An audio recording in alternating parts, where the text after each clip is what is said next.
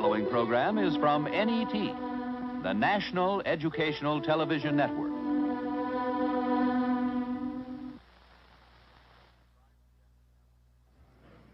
At 5 p.m. this afternoon, in the East Room of the White House, President Johnson signed the Civil Rights Bill of 1968. NET, the Public Television Network, presents a special program, Civil Rights, What's Next? From Washington, here is NET correspondent Paul Niven. Good evening.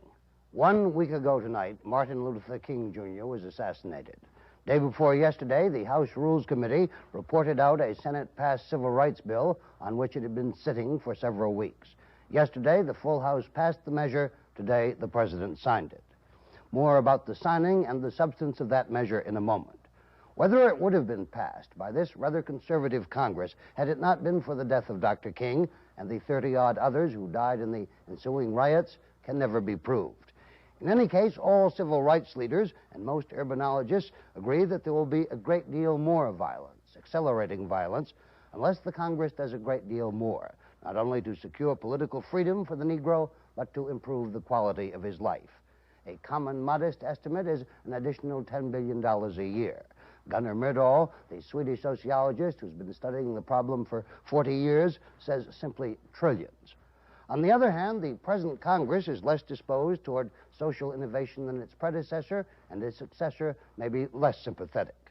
And any president, whatever his personal assessment, is unlikely to ask the Congress for a great deal more than he can expect to get. And the people as a whole may be less sympathetic to the urban Negro than the Congress as a whole. Many a white American is willing to have a Negro in the next voting booth, but not in the next House. Well, to discuss the events of the past week and project them into the future, we have called together 3 well-known civil rights leaders, a member of Congress, an urbanologist, and a conservative journalist. But first, an excerpt from President Johnson's remarks as he signed the Civil Rights Bill today and called for additional legislation. So I would appeal to my fellow Americans by saying the only real road to progress for free people is through the process of law. And that is the road that America will travel. So I urge the Congress to enact the measures for social justice that I have recommended in some 20 messages. These messages went to the Congress in January and February of this year. They broke a precedent by being completed and delivered and read and printed. These measures provide more than $78 billion that I have urged the Congress to enact for major domestic programs for all Americans in the fiscal 1969 budget. Now for some of the details of the bill signed today and of the other measures Mr. Johnson has proposed from Neil Pierce of Congressional Quarterly. Mayor John Lindsay of New York, himself a veteran of 7 years in the U.S. House, said this week that Congress is a creature of pressure. As Paul Niven has said, we'll never know what Congress might have done this past week if it hadn't been for the tragic assassination of Dr. King. But look at the record.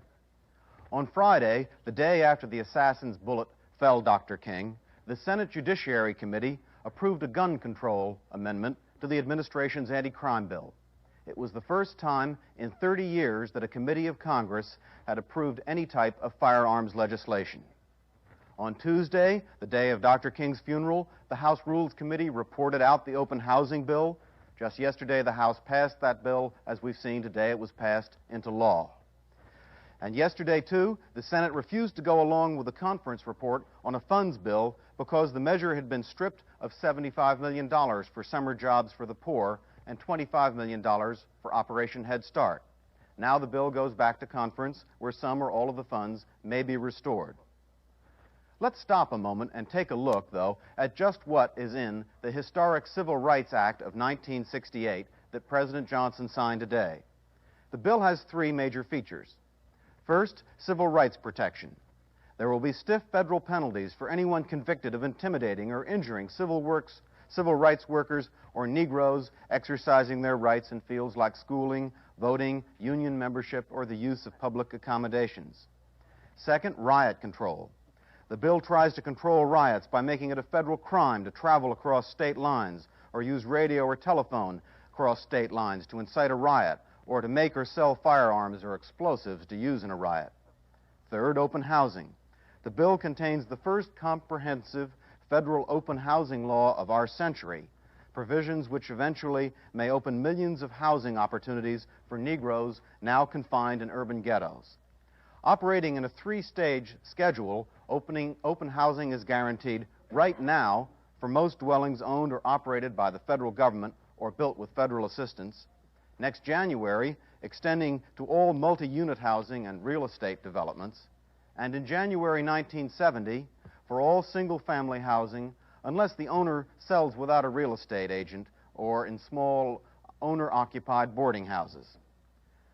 Just a few months ago, virtually no one thought it possible that this Congress in this year could pass this type of legislation.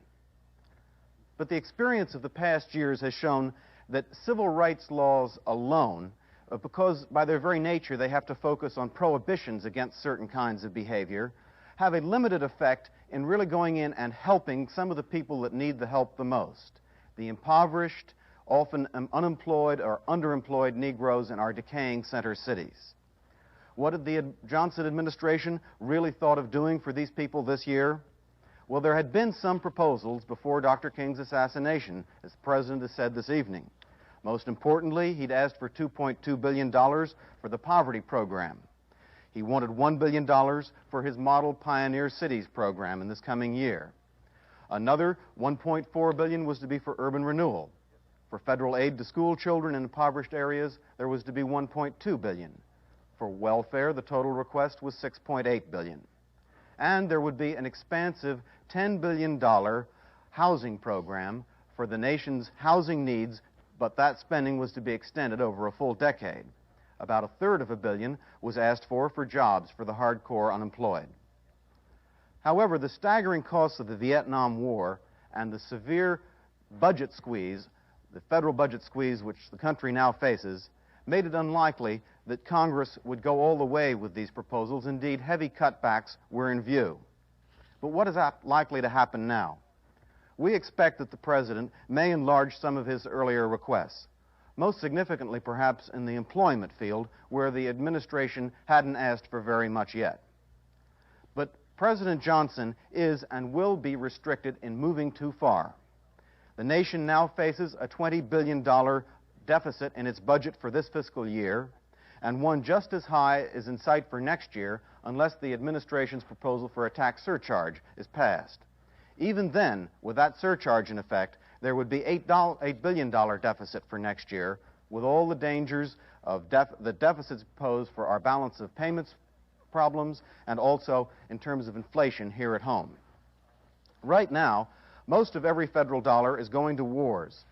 39 cents paying off the debts of past wars as well as regular current defense expenditures, plus 17 cents of every dollar for the war in Vietnam, our $2 billion a month headache.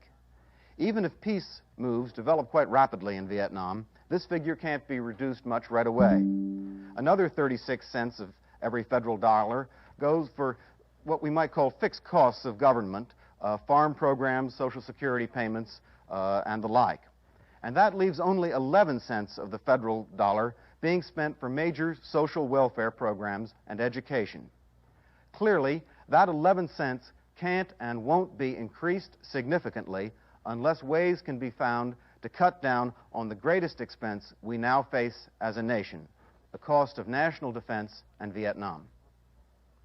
So much for the facts of the situation in the cities, the Congress, the White House, and the Treasury Department. Now for some opinions.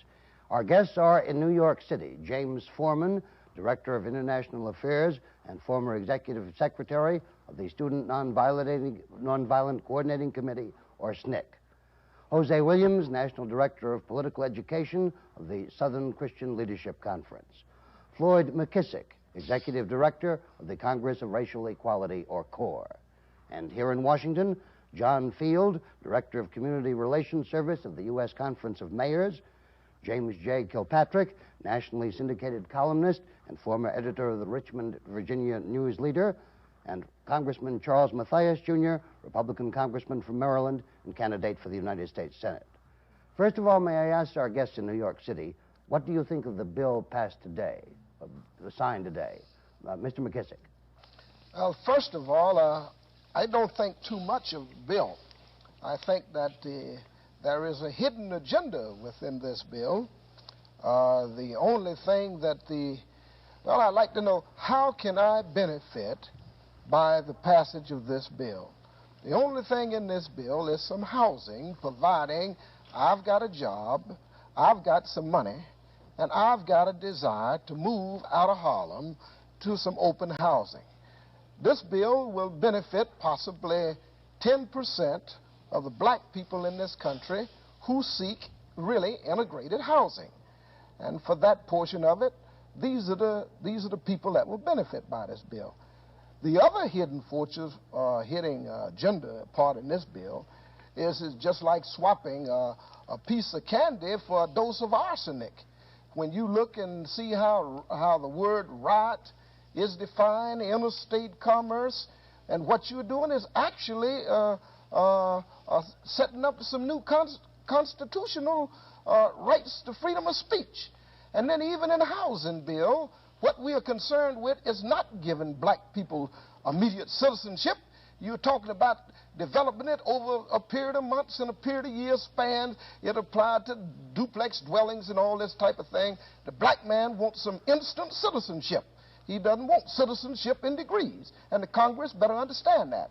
And while everybody's so happy on the Hill down now about what you've got, you haven't really affected the black people, and you can't fool them with a dose of bill called civil rights, because we just got nomenclature on this bill, and we got a whole lot of things hidden underneath it. And I think I'll stop at this time in order to let the other fellows tell you about some of the other things. There is a third section of the bill to protect civil rights workers. Mr. Forman is one who has been a civil rights worker in some difficult situations in the South. Do you think that provision is useful? No, I don't think that provision is useful. I don't think any of the provisions are useful. We've had tremendous amount of laws passed by the Congress before, and they have not been implemented.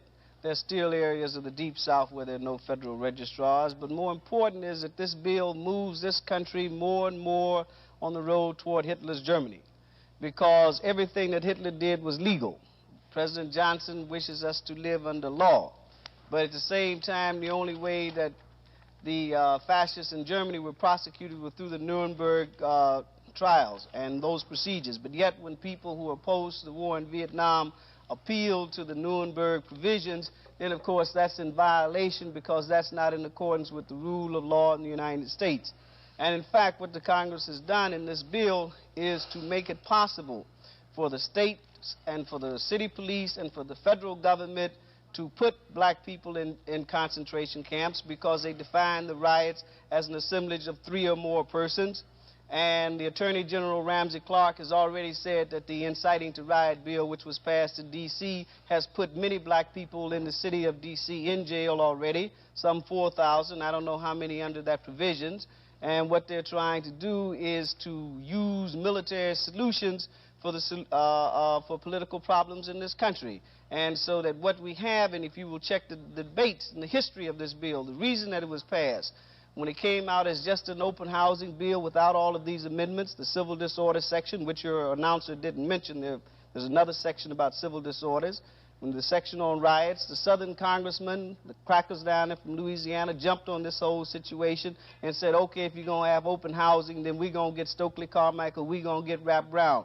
We're going to try to make these two men the scapegoats for all of the evils of this particular country. They're not the scapegoats. Rap Brown is illegally confined now in Virginia. 125 cities rebelled after the assassination of Dr. King. Rap Brown was in jail, held illegally in the state of Maryland, and I wish this congressman would speak to the fact, why is it that the Cambridge report dealing with Maryland was suppressed from the President's Commission on Civil Disorders, which clearly vindicated Rap Brown, which clearly stated that the riots or rather rebellions in the city of, or rather that fire and situation there in Cambridge was caused by the white sheriff who shot Rap Brown as he was turning the corner. That's in the suppressed report. The American people do not know about this report. Just a moment, let me finish this now, because we have to understand that white fascism is the key problem in this country, and it's not a housing bill. And when the president and the Congress, and they can't do it because of the white fascism which is inherent in the Congress and in the president itself. When we begin to deal with that problem, then we can talk about some kind of human rights bill for 1968. Mr. Williams, is your verdict on the bill equally negative? Well, I would have to say that really this bill, in dealing with the ills of this country, is probably like giving an elephant who is suffering from malnutrition a peanut.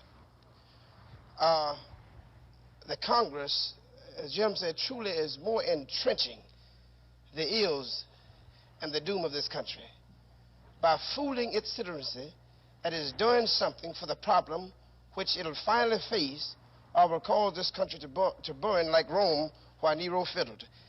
I think personally they're venting their conscience for Dr. King being murdered. I don't think the bill would have passed had not Dr. King been assassinated. May I ask you what let me just say this, and I'm sick and tired, and I hope this country will, the Congress should, if not the Congress, then the people should be tired of murderers murdering people unjustly and then taking that same atrocity and giving it back to them in a different form and saying, these are your rights. For instance, there were many murders committed on school integration. You remember Mississippi and all the rest of the places.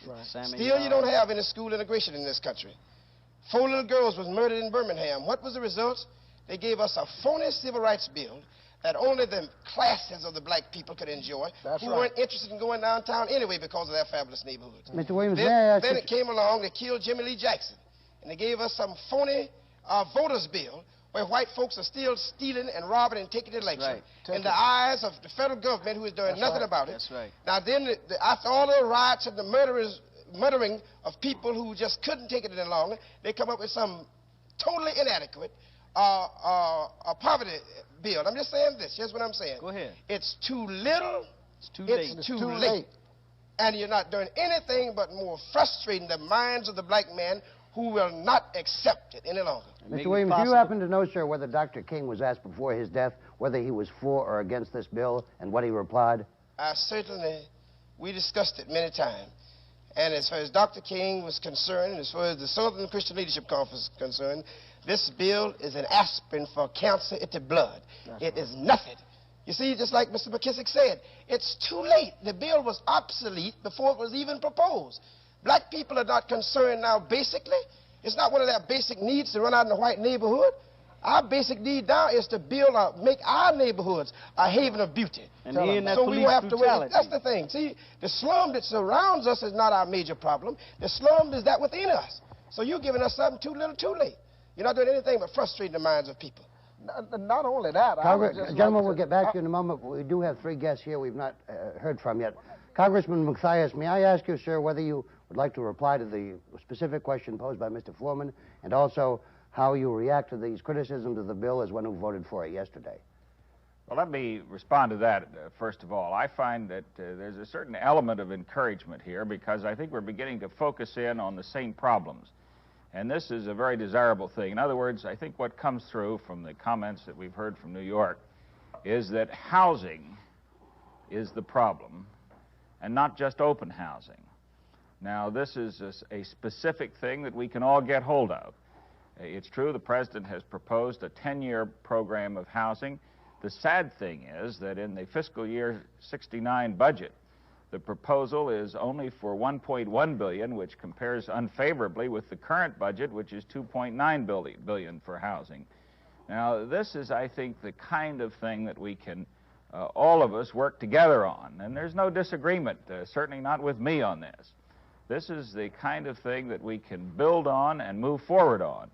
Now, there is a problem of money, and we can't kid each other about that. I personally hope we get the war in Vietnam over with, and we can begin to use the strength of the economy to deal with this housing problem. The growth of the economy to the extent of $10 billion in the current year would, of course, be a tremendous lift for this city problem.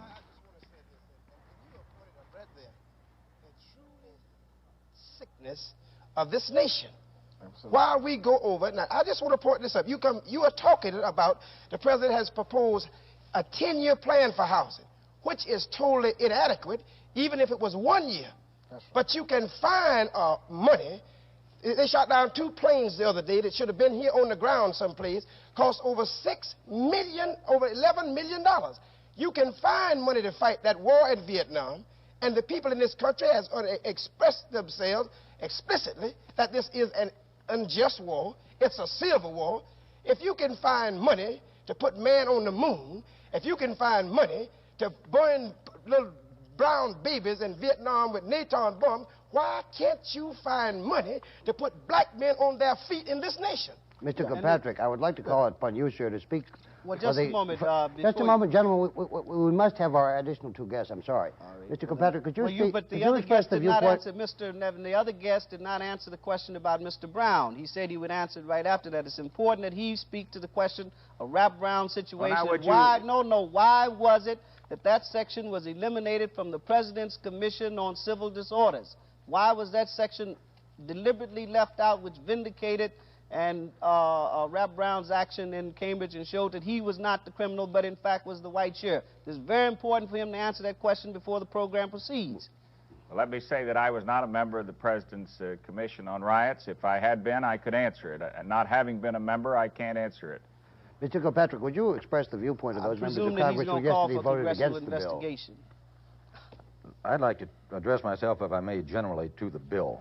Mr. Niven, the act that the President signed this afternoon is entitled An Act to Prescribe Penalties for Certain Acts of Violence or Intimidation and for Other Purposes. That misleading and inadequate title is a fair beginning to a very misleading and, I think, inadequate bill. I never thought I would agree with Mr. McKissick or Mr. Forman or much of anything, but when Mr. McKissick said he didn't think very much of this bill, I found myself in absolute agreement with him. When Mr. Forman suggested that the bill has authoritarian aspects, I certainly agreed with him also, though for very different reasons. And when Mr. Williams said that it was a peanut sort of bill for an underfed elephant, I was in agreement with him also. But as I say, for different reasons. The bill has, I think, as a conservative, its good aspects. I know very little about the American Indian, but the section of the bill that deals with constitutional rights for American Indians, I think, is probably constructive. That section of the bill that deals with riots, contrary to what was suggested earlier, seems to me fairly clear. Mr. Kirkpatrick, may I ask you a question? Would you say... would you wait and let Mr. Kirkpatrick finish, please? Right. I feel like Senator Mondale being filibustered so far, gentlemen. Let me have at least 1 or 2 words here. I just wanted to see... I just wanted to read the bill, Mr. McKissick. You certainly ought not to object to that. The Act defines a riot as a public disturbance by 1 or more persons part of an assemblage of 3 or more persons whose acts constitute a clear or present danger of or shall result in damage or injury to the property of any other person or to the person of any other individual. Now, that is certainly by no stretch of the imagination an encroachment upon free speech. In fact, the bill specifically accepts the advocacy of ideas and the expression of beliefs from its definition of a riot. The other part of the bill, to which reference was made a moment ago, dealing with civil disorders, makes it unlawful for any person to teach or demonstrate to any other person the use, application, or making of any firearm or explosive or incendiary device or technique capable of causing injury or death to persons. I truly don't see how much objection could be taken to that passage. My own objection, Mr. Niven, is that in the body of the bill, the main feature, the Title VIII fair housing part of the bill, the Congress has now undertaken, in my own opinion, to enact the most sweeping encroachment upon rights of private property that it ever has undertaken to do. And it has done this without the usual committee consideration, which is vital to an orderly legislative process. It has done this, in my own view, in violation of those constitutional provisions on which the Act presumptively is based, that is to say, the Commerce Clause and the 14th Amendment. So I think it is a bad bill. I'm sorry it was passed. Efficient and cost-effective. For quite different reasons from those advanced so far. I would oppose this bill just as much as the gentleman in New York. For different reasons. Mr. Field, your title at the U.S. Conference of Mayors is Director of Community Relations. Here we have a bill which narrowly passed the House of Representatives in urgent, unusual circumstances. Yet all three of our guests in New York are agreed that if it is certainly not an advance and in some respects perhaps a retrogression. What future do you see for community relations in this country given this total impasse? Well, we've heard that the bill is too little, and Mr. Kilpatrick thinks that some of it is too much. But I think quite clearly everybody would have to agree it's too late. We have not only needed clarification on public policy for a long time, but the context in which we are now discussing this measure is one that has had 3 long, hot summers, very recent distressing and disastrous events. And if we don't clearly understand in this country that it is too late not to address ourselves to the question of national priorities and to rearrange them significantly on a scale equal to the need, then we cannot but expect a continuation of the kind of frustration and the kind of fears that they will in turn generate in all of the communities of this country. This is an urban nation, and we have not recognized that the urban condition is sick. I would like to say something at this point, Mr. Yes, Neville, if I may. I've been trying to hold back. First of all, I'd like to say that we must reach this conclusion that the government, this is the richest nation on the face of the earth. Money is not going to solve this problem, and white people with all the money in the world ain't going to solve the problem as far as I'm concerned and as far as black people are concerned. We are going to solve our problem. White people cannot tell us what's wrong with us. We know. We know what we want, and we're going to have to solve this problem. So when you start talking about a 10-year program for housing for black people, you just off base. You aren't talking about what's relevant today. What we are talking about, your money can't do it, and you're developing a program for us can't do it. We know our own programs. We've got them developed. And what we really got to understand... Could you outline those programs, Mr. McKissick?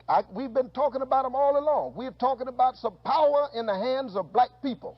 And we're sick of white people coming into the community trying to tell us what to do and how to do it. And we've reached the point where we don't even want white money if white money is going to tell us what to do. And I don't think white people are really getting the message because they don't have the capacity to listen. We've been talking black power for a long time, and we're saying that power must be in the hands of black people to make up their own minds and their own decisions and their own programs, and all three of us. What kind of power, Mr. McKissick, and is it obtainable through existing political processes? I'm talking about control of our own communities. I'm talking about control of our communities. I'm talking about control of Harlem. I'm talking about control of Roxbury, Massachusetts. I'm talking about control of the District of Columbia. I'm talking about control of the areas where we constitute clearly a majority. We can make our own laws if you make the laws. Can you obtain this power through existing political processes?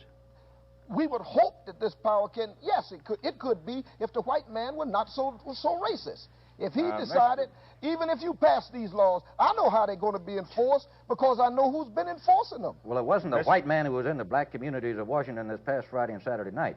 That was the black man. Yeah, wait just a moment. That's right. That's right. Yeah, right. You said, wait a moment. Who was white? The federal guards were there. The federal troops were there. Johnson National. Wait just a moment. I mean, we're talking about white racism and white fascism, which is being undergirded and promoted in the black community by the police. The stoner guns that are being bought in Detroit, which has been outlawed by international law. Some 500 stoner guns have been bought there, and also in Newark, and also in in Philadelphia. We're talking about the kind of police action we know is being directed toward the black community. This is purely racism and fascism, which is developing in the white community. Just a moment, no. And then I got the platform, and I've been quiet. And then when you got a president, who takes the troops that come in from Vietnam after they have no business over there, send them into the black community to mow down people. This is clearly, man, a move toward fascism. And we have to understand that that's the key problem. The police who occupy our communities, tomorrow I may be out in Oakland, California, where a young man was shot down cold-blooded. His name was Bobby Hutton, 22 years old, by the police as he walked out of the door with his hands up, saying, "I surrender, I haven't done anything." But the police had lobbed over 300 canisters of tear gas, 50-millimeter shotguns had been blown away. The Minister of Information for the Black Panther Party, Self-Defense, of which I'm the Minister of Foreign Affairs, proudly say that, is now crippled and in a hospital, and his parole is being violated. We have to understand that the problem is racism and fascism, which is being perpetuated in this country by the police and by these federal troops, which Johnson calls the arm of the law to protect white America. And that's precisely what's happening. He wants it to protect white America. Mr. Forman, do you suggest, sir, that when people riot and loot and commit arson, that policemen and firemen and federal troops should take no action, whatever? I am not suggesting that. I am saying that the United States of America is so sick and infested with racism through every corner of this society that it cannot save itself, because the racism is like a cancer which is right before doomsday, before the person dies. That's what's happening. Congressman Matthias. Well, now, look, there's very interesting things happening here in this area, just as we talked a minute ago about housing. Housing is a problem for whites and blacks alike, and our housing in this country, there is no our housing is inadequate. It's very inadequate for blacks. It's very inadequate for many whites. And I want to see a great deal better housing. But let me just show you on this in this question of local community control. Now, this is an area which is, this doesn't have to be an area of racial discrimination one way or another. There are many communities, all white, there are many all black, there are many mixed that want more local control. They ought to have more local control. And I'm glad to say that the Congress is beginning, and I've been urging this for years, the Congress is beginning to realize that nobody's going to get anywhere in the urban centers of America unless there is local initiative, local responsibility, local action, and local control. And I think this is one of the major steps, one of the departures that we have made in the last couple of years, and one of the encouraging factors. And there's no color line in this. Everybody's interested in it. Let me give you an education. And you know, it's hard for me to understand all these good schools you white folk go to, and all the good living you do, how uninformed and really how ignorant you are. Now, you go on and say there's white folks need housing and black folks need housing. This is like a Christian need to go to heaven and a sinner need to go to heaven. Listen, here's the thing I want to say to you. You talk about local control, and you don't understand it at all. The type of local control we are talking about, we want schools. But in those schools, we want to decide what our children ought to learn. Right. We want to teach our children that George Washington Carver saved the Southland and not Bilbo and Herman Talmadge in Eastland. Wait a minute now. You're not local control. We want to control those schools. And you control black people and keep them in slavery by controlling our school. The school in the black community is not responsive to the black people in that community.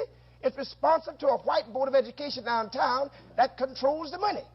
Right. Go take here's one of the, we're talking about local control. In every ghetto, and this is one of the great myths, they say, why black people riot and burn up their own neighborhood? No black folk ever rioted and burned up their neighborhood.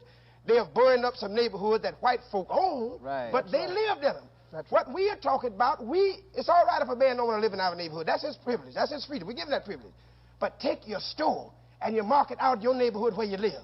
And stop staying in our neighborhood, robbing us, exploiting us, taking the money out there. We want our money to stay in our neighborhood. We want to control the stores, all of the businesses in our neighborhood. I'm going to give you one more example of the police. You can take the same policeman, put him in the black community, and get caught speeding, and he'll run up to you and say, nigger, where the so-and-so hell are you going? Take that same policeman working out in the white community, and they'll say, mister, you are running a little too fast. We must control the police power in our community. Right. The same thing about politics. White people keep us so poor. You know, and you need to understand what it means to be black, mister. You need to understand what it means for a black woman to have to get up out her bed in the morning and go over in a white neighborhood and raise white children while them little black children have to raise themselves. You're talking about rioting. I want to ask Mr. Kirkpatrick a question. I want to come back to this, see, because this is real important, about who was rioting in Washington over the weekend. Who was rioting? Was it black people responding to violence, or was it the black people themselves violence? You see, those people didn't just up and start taking out of stores. This nation is so sick, and Lyndon Smith wrote about it, The Killers of the Dream, where you go to church every Sunday morning praying to a God, and you don't think about that God for the other 6 days. You're stealing and robbing and cheating one another. All around the world, incidentally. Let me finish it. I want to say this. You teach us this material value. You got to have values, material values, to be somebody. Yet and still you work us all day long, a full day's work for half a day's pay.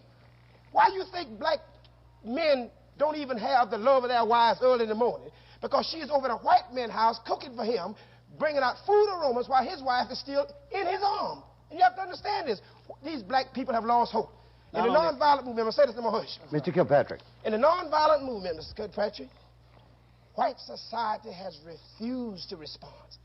And all that was the other day was a little conscious mess that Congress drew up. That's you right. see, we come to you in the name of nonviolence, asking you to do justice, asking you to implement that law that you already put on the books. I don't care how many laws they write in Washington. Who writes them? White folks write them. Who implements them in Alabama? White folks implement them in Alabama. The black man never benefit. So you got to understand, but one thing, black people will be free, or you can forget about yours. Or you can think about this. Mr. Kilpatrick, would you answer? So much to try to respond to in a few minutes there.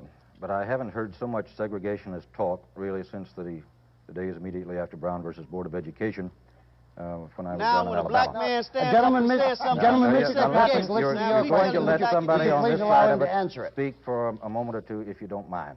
I do mind you calling us segregationists, man. You're the ones who were saying you wanted black power within your communities. Black men telling you crackers what we think. You want black power within your black communities, and this is fine. You want no part, I judge, then, of any white capital to help establish stores, build buildings, none of that. No part of white capital, no part of white advice, assistance, nothing. Nothing. Very well. I think this is fine. I think this is fine. You also want to teach your own schools and to decide what is to be taught in your schools. But I wonder if this isn't quite a reversal of the position that used to be taken about Southern white school boards. It used to be a terrible objection to Southern white school boards deciding what would be taught to white children, which is precisely, if I understood Mr. Williams correctly, the power and the authority that they're asking for their own school boards. White folk what to teach in their schools. We would like for them to teach true American history and stop lying to their children. But we're asking white folks, don't you tell us what to teach in our schools. Get an example of IS 201, Floyd. I mean, with Herman Ferguson, when they wanted to have the Malcolm Day program, and the white school board downtown said no, black children couldn't have a Malcolm Day program. Herman Ferguson, who was kicked out because the brother stood up and was talking about bird shooting. Now, let me just run down one point to you gentlemen in Washington very clearly, and make no mistake about it. My point of view is I'm a nationalist. I believe that I'm as good as anybody. I believe that I don't have to live next door to a white man to prove who I am or what I am. I believe that economically, you don't want to live next to me if you pass a housing bill. The only reason you pass a housing bill is to give me a right to try to run and live next door to some white man, and that ain't going to make me one way or the other. I believe that if you don't want me in this society, well, brother, good, because I'm going to go set up my own thing over here, and I'm going to teach my children what to do. The values in this society are sick. The Attorney General of the United States said this past Sunday, Ramsey Clark, that there were no concentration camps in this United States. I'm a lawyer, and I saith right here now that the Attorney General lies to the American public, or else Title II of the McCarran Act has never been passed, and Harry S. Truman himself even says this is an ominous bill containing many different legislative proposals which are supposed to be anti-communist. But when analyzed in detail, it is a startling result appears. And he's talking about the McCarran Act, which sets up that. And then let us look one more time at the President of the United States. The President of the United States is right now waging an unauthorized war. Now, the President, that's one. While not, he could wage that same kind of unauthorized war into helping black people. He's got executive powers, and the President himself could have passed the housing bill without the Congress doing it. Mr. McKissick, may I ask whether the growing number of Negro mayors, Negro school board mayors, members, and Negro councilmen is not a step, at least, in the direction which you're advocating? It's a but it's just a short step. And the burden is too often is put upon black people. The burden has got to be put upon white people.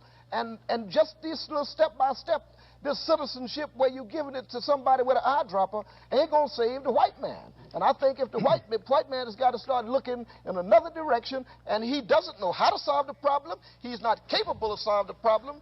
The President's Committee, the Committee on Civil Disorder came out with some recommendations, and the President even wanted to say it's a bastard child, and I don't want to own it. John Field. John Field.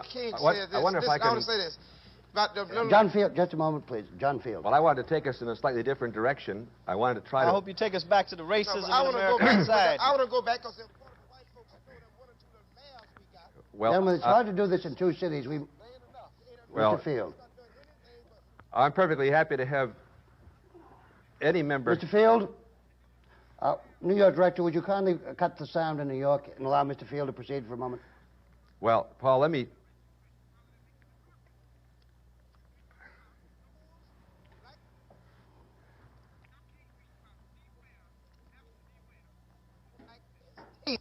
The sweetness of freedom. See, that's what that is. You do no more than frustrate us and cause us to lose more hope and faith in this nation. It does one thing, helps more educate us how entrenched racism and how truly sick this society is. But it ain't furthering our cause. Mr. Field. Get to be mad he appoints no white men to head everything. I don't mean to interrupt anybody, Paul. I just wanted to try to see if we couldn't add some other items to the agenda for this discussion and make it a discussion. I don't mind going to church and being preached to, and I don't mind doing a little preaching. But I would like to try to add a couple of items to the discussion. My feeling is, and it's just, it may be different than anybody else's, it may be the same.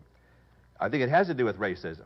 And I think it's quite clear that the reason our priorities are as they are is because we have not really addressed ourselves in the degree that we should to the kind of needs that we have in this nation. The disparities in the style and the quality of life of people in this country because of their origin or their race are really fantastic, and they always have been.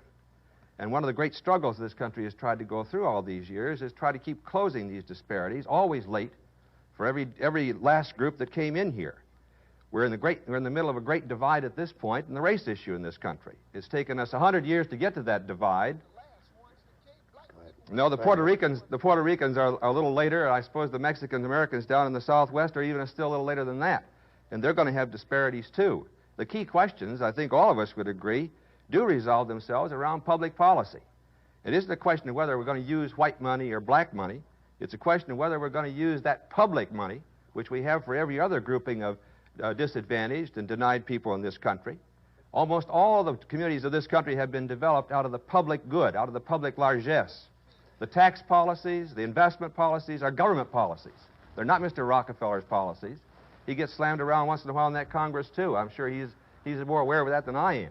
But the key question is, are we going to develop some public policies that will help us reconstruct these cities, close the disparity between the kind of condition of housing that Negroes live in as against the larger white community, which is vast. I think Congressman Mathias is as well aware of that as any of the rest of us. But the key question is, are we going to use these public dollars on a scale, on a time scale, that's equal to the problem? Now, sure, it's racist. It's racist because we're dealing differentially between what we're doing generally and what we ought to be doing to close this gap. And I think this is the kind of perspective that if we can bring to this problem, we're going to make some progress on it. It is too late.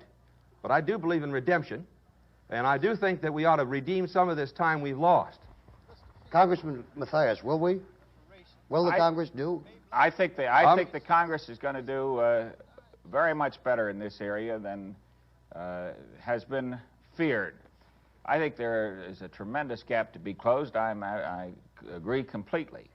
And I think we're going to address ourselves to this problem. And as I say, I cited the housing thing as an example of where we are behind this year from where we ought to be behind even the current year. Do a majority of your constituents in Maryland favor even the bill that you voted for yesterday? Well, I would hope that a majority of them will accept that bill. I think so. And you keep wondering what's going to happen in the streets this summer. And all you got to do is turn on your radio and listen to what the impressions are singing. And when the impressions saying we a winner, you're talking about black folks. We a winner, we ain't going to take it. And the song says, if it means that we got to leave this sweet earth, we're going to do it. And you don't hear, and you won't listen to us now that you got us out here trying to say something. And let's at least be constructive. I don't know whether you're running for office or not, but you're not going to use us anymore for a political football to get votes. That's right. And we're trying to tell you that you are not diagnosing the problem. And if you would let us try to tell you how to solve the problem, maybe you can solve it. But if you're going to criticize, us and really try to say you're closing the gap, black folks ain't interested in your closing no gap for them. They'll close their own gap with the wherewithal to do it. And we ain't begging you, we ain't asking for you, because we never did get the 40 acres and a mule that you promised us when we marched through Atlanta for the Union Army and helped General Sherman, and Sherman gets all the credit for it. But it was the slave uprisers that moved with Sherman. Well, does Mr. McKissick just want to be left alone? Hold it, just a moment, because, you see, nobody in Washington has addressed themselves to the question of the racism which is inherent in the police department and in the federal guards and in the National Guard. Nobody is willing to say that Rap Brown should be out of jail when the President's Commission clearly reports that. Nobody is willing to say Stokely Carmichael is not public enemy #1. He's not responsible for what's happening in this country in terms of the uprising of black people. No, black people themselves are tired of their deprived conditions. Nobody's willing to say that the police should be demilitarized in these countries. There's no, I mean, you've got stoner guns and tanks and so forth, and that kind of repression which they're bringing down is going to bring retaliation. It has to. Nobody. Look, I really Neil, think... I want to speak to the police. Tell me about the police. Well, don't overshoot the mark. Stoner guns below me. In other words, you're telling me that I've been oppressed, and so I'm on television. Get your eye on the truth a little bit. The stoner guns weren't bought by the Detroit Police Department. You must be believing some of those white newspapers you're reading to scare the white folks. They don't own any stoner guns out there. Now, I mean, don't listen. Look, that's not to say we don't have plenty of problems in the dealing with police departments. We have plenty of problems, but don't overshoot the mark. That's not going to do anybody any good except scare everybody. Yeah, it's going to scare black people when they can shoot through 10 inches of steel plus 10 men. In other words, a black man can be in his house and the stoner gun can shoot him down. Don't tell me we don't have stoner guns in this country when right over your own television they're talking about the stoner guns which the Detroit police is buying, well, and which the Newark police is buying. Let me just correct the record because they don't have stoner guns in the Detroit Police Department. Period. Can we talk about program?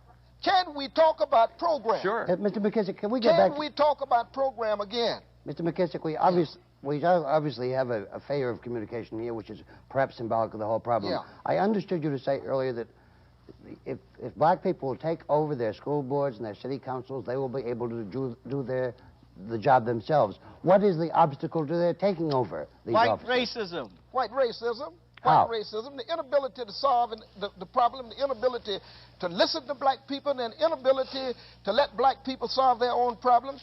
You can't shell out money like we are peons and think that we are going to fall for simple. You mentioned Detroit a minute ago. You made one hell of a mistake in Detroit. You don't know how to solve the problem, and when people were trying to tell you how to solve it, you didn't want to listen to the advice. Up there, you can get all the integrationist Negroes you want to tell you how to solve the problem. Mr. McKissick. But the integrationists, can I finish, please? May I, please? Please. Man, go ahead and finish. You don't have to. The integrationists up there can't solve no problem for you because they ain't in contact. And if they knew how, you wouldn't have the fires burning all over the country now. Floyd, You got to deal with the boat rockers if you're gonna solve your problem. And if you don't deal with the boat rockers, you ain't gonna solve it, brother. Yeah, let me answer your question Go ahead, about Jose. how we can control our own communities. Yes. Now, let me answer that. First thing, you've been saying that are we rejecting white money? That's not white money up there in Washington. That's our money. That's our money. Wait a minute now. Exactly Wait right. just a minute. Yeah, that's our money that the white folks have taken from us. Right, and all from around the Not world. only that money in Washington is not white money. Foundations. When a black man has worked all day, a full day's work, labor, for half a day's pay, you're taking our money. Now, let me tell you how we can control our own schools. White boards of education, men and women who are product of a sick society, who are racist, controls the black schools. The principal that gets that job is one that those white folk approve and not one those black parents approve. Wait a minute. Listen to this. Even the curriculum. Don't you know there's not a black man with 10 cents worth of brain that would not put black history and teach our children our... Wait a minute, let me finish now. Teach. Black culture?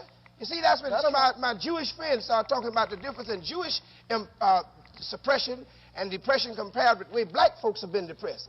You have to understand, you robbed us of the greatest thing that God can give one. You robbed us of our culture. That's right. This is worse than raping a 3-year-old girl. To rape a 3-year-old girl, you destroyed one life. But to rob a group of their culture, you destroyed millions of lives. Let me get back to the school thing. Go ahead. Let me get to the school thing. Go ahead, Alfred. Even the books, the textbooks that are purchased, are not textbooks approved by the black folks who own them black children, but by white racists downtown, and their only relationship to the black community is through a maid or butler or some janitor at the Board of Education. What we would like to do, we would like for the parents of that school, we got more sense than you think we got. And I tell you another thing, you white folk better wake up. Ain't no way in the world we can mess this world up worse than y'all have already messed it up. Time is up. Mr. Kilpatrick, any comment? A comment on racism generally, if I can voice it. It seems to me that if racism is defined as the stirring up willfully of hatred of another race, that the most rabid racists in the United States in the past few months or several years have not been white segregationist crackers at all. They have, on the contrary, been Negro leaders such as Mr. McKissick, such as Rap Brown, such as Stokely Carmichael. No, I certainly don't. We don't accept your definition of racism. No, man. Wait just a moment. You don't like a definition of racism. We will give you a definition of racism. Quick. Definition of racism. I'm going to give him a definition of racism. A definition of racism in the American context is when some thieves and thugs from Britain came over to the United States and sent some ships down into Africa, and because they had superior firepower and were able to enslave us. And remember, man, superior firepower is not anything which is inherent, because for 15,000 years black people rule this earth. Now we have a white interlude in terms of white Western civilization, which has been up in the dominance for about 300 to 400 years, and your time is up. It's just a question of 50, 60 years. It doesn't matter how many leaders you kill. Doesn't matter if you kill Rap Brown. Doesn't matter if you kill Stokely Carmichael or any other leader. The point is that black people all around this world, in South Africa, in Mozambique, in Zimbabwe, in Vietnam, in China, and so forth, are destined to end the kind of exploitation that the white Western civilization has been putting down on us. The distinguished and erudite gentleman was about to define racism for me, and I lost his definition. Would he? Well, you go ahead, because I want to hear you. Let me know. I want to hear. This was an attack upon me, Jose. Yeah, but I want to hear him, because see, just how uninformed you really are, how sick white people really are. That's right. Mr. Kilpatrick, I would like to say, we met before on a couple other platforms. Yes, we have. And, of course, I'd like to say that, sticks and stones may break my bones and they will never hurt me. It's black people who make me what I am, feed me, nurture me, and keep me going, and that's all I'm interested in. If I serve them, that's all right. I don't worry about what you say. Your sense of morality is way off base. There's one thing white folks can't teach black folks. Mr. McKissick, can we get back to the center? Wait a minute, let me tell you what racism is. Any society that can kill a Malcolm X and said this society killed Malcolm X because he was a man of violence, then turn around and kill Dr. King. And then all of the politicians in this country go down there to prostitute the funeral. Right. Rockefeller leading the crew, all of them killing go down black there people all over in South Africa. It doesn't make any what philosophy any black man has, because this white racism will strike him down. Malcolm, Martin, or anybody else. Sammy Young, or anybody else. Mr. McKissick, can we get back, sir, to the central question of black power, which you raised early in the question? Is it your view that in a geographical area or political entity where Negroes are in the majority, they can gain the major political offices and then do what needs to be done by themselves? I think that black people want to control their communities. They are demanding that control of the communities, and they are saying, white folks, get out.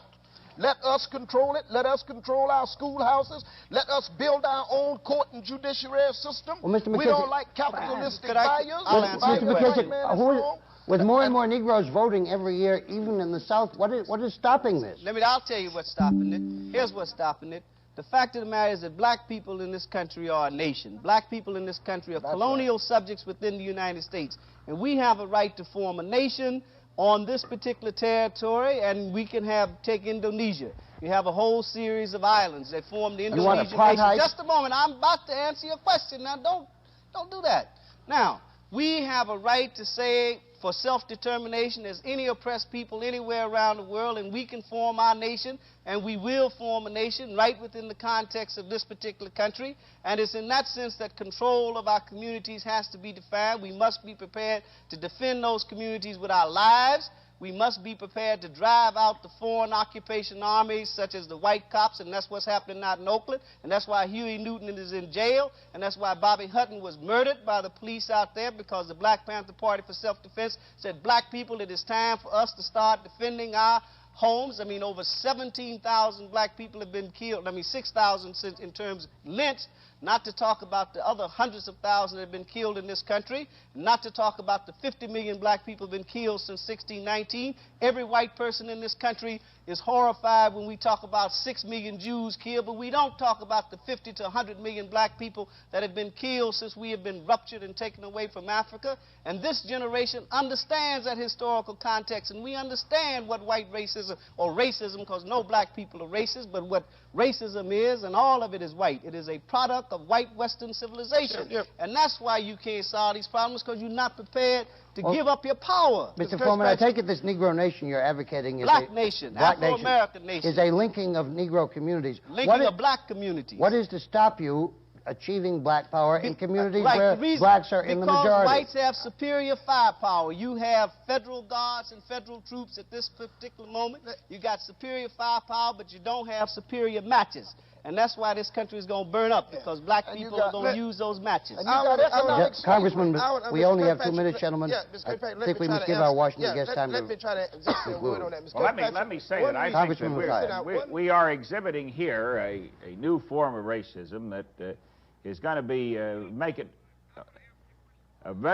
very, very difficult to resolve the problems of this country. Now, you either got to decide. Now, you hold on. You just hold on up there a minute and sit down, and you just decide right now whether you're going to be builders or whether you're going to be destroyers. And that's a decision that all of us have to make. As far as I'm concerned, I'm prepared to build. Let me you prepare a bill to give us reparations. I want to try to answer this question, why black people can't control that community where they're in the majority. Number one, they'll kill you. Dr. King was on the program that would have allowed us to control many of our communities by demanding our rightful share of the wealth of this nation, and they murdered him. He brought together Mexican Americans. He brought together Indians. He brought together white Appalachians. He brought together the Spanish speakers, and they murdered him. They murdered Malcolm X. Mr. Williams, I'm sorry, I must interrupt definitively this time. Our time is up. Our hour's time is up. I'm afraid the lesson of this hour is strongly that to expose racial problems in the United States in 1968 is to exacerbate them rather than to help solve them. That's your opinion.